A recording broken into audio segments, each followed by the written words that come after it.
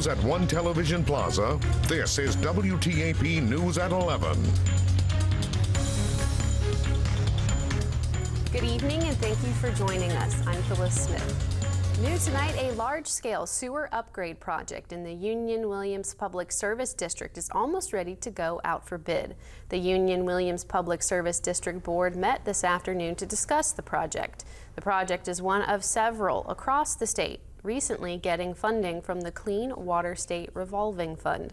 Union-Williams President Steve Nolter says the project has been in the making for years. It includes necessary upgrades to the county's sewer infrastructure. Our plant, which processes the sewage, there's just a lot of improvements and replacements needed there. Out in rural areas, there are lift stations that pump the sewage back to the plant. Those need infrastructure upgrades and replacements and basically really old stuff. So that's the main of it, and there's just a lot of that to be done. During this afternoon's meeting, project engineer Ashley Tomko said the project is almost ready to go out to bid and is waiting for final approval by some state agencies. Nolter said he expects bidding to happen within the next couple of months.